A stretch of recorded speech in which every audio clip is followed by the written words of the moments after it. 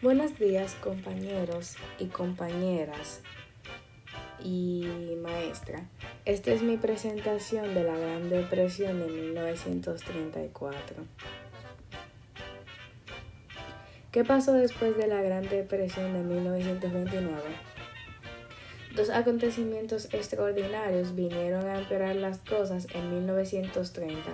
Uno fue el comienzo de una prolongada sequía que asoló los estados agrícolas de las grandes llanuras del centro y sur del país, una región que sería bautizada como el Dust Bowl o Cuenca del Polvo.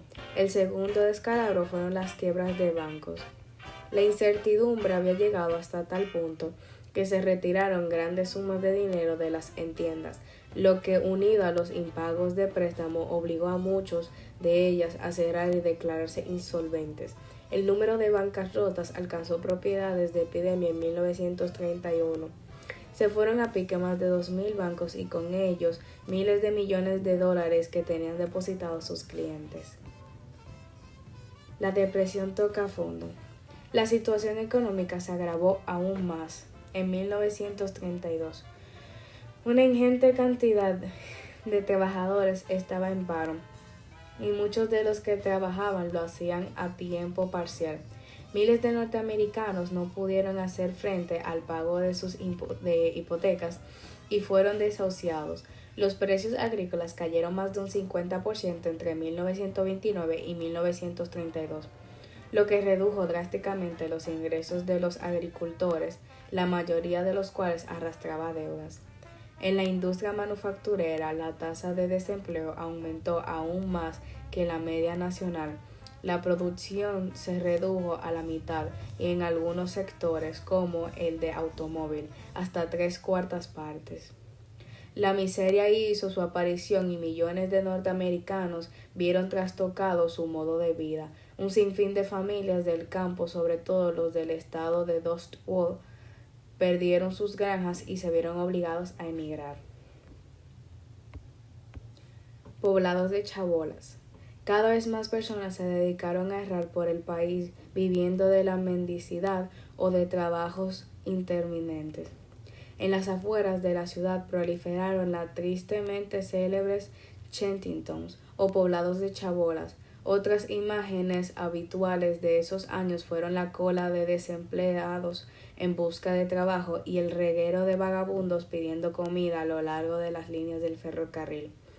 La clase media, profesionales, liberales, funcionarios y trabajadores cuyos no peligraron, no se vieron afectados por la depresión, pero el pesimismo sobre el futuro inmediato cundió en toda la sociedad. Dos de los indicadores sociales más sintomáticos, las tasas de matrimonio y nacimientos, disminuyeron bruscamente entre 1930 y 1932. Buena parte de la población confió en que el Partido Republicano y los líderes empresariales, contemplados durante años como los guardias de la propiedad, responderían a la crisis. Pero la fe en el presidente republicano Herbert Hoover y su partido se había esfumado en 1932. Los intentos de Hoover de paliar la depresión, tardíos y reacios a intervenir demasiado en la economía, había fracasado. En las elecciones de noviembre de ese año, los votantes dieron la victoria al demócrata Franklin Delano Roosevelt, adalid de un nuevo contrato en el pueblo, en Newville. La primavera de Roosevelt.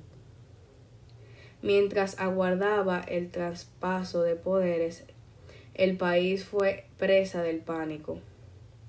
Los indicadores económicos seguían sin registrar avances y, repentinamente, la confianza del público en el sistema bancario se vino abajo otra vez. La gente acudió en masa a los bancos a retirar su dinero y a los gobernadores declararon días festivos en sus estados para impedirlo.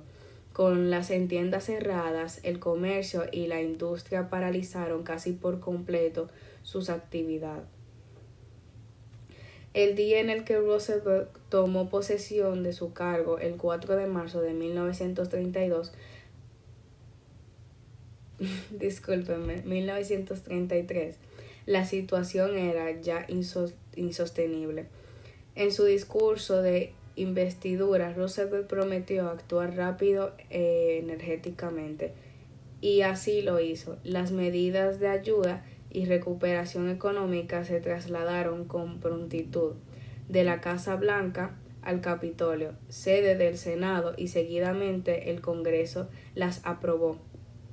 El país recobró un cierto grado de confianza después de que Roosevelt cerrara los bancos y luego volviera a abrirlos, garantizando su solvencia.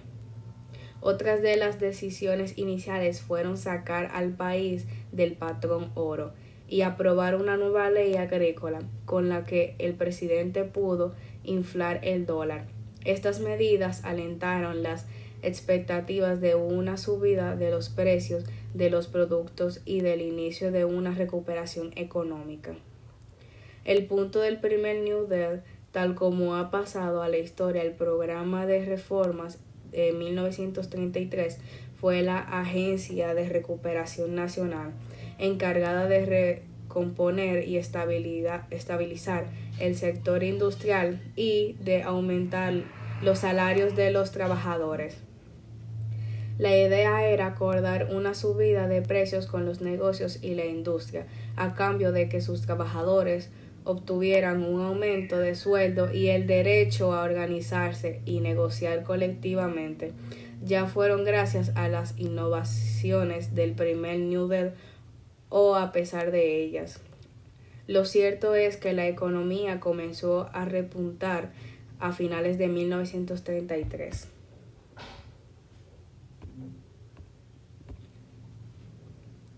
La producción agrícola e industrial para ajustar a la demanda. En cualquier caso, ese año es su conjunto fue el peor de la Gran Depresión. Casi 13 millones de trabajadores, o lo que es lo mismo, 1 de cada 4 estaban en paro, y el PIB fue un 30% inferior al de 1929. La recuperación continuó en 1934, pero a un ritmo demasiado lento. Los salarios aumentaron poco y las negociaciones colectivas no cuajaron. La frustración de los trabajadores se materializó en cientos de huelgas por todo el país. Muchas gracias por su atención, espero que les haya gustado y hayan entendido.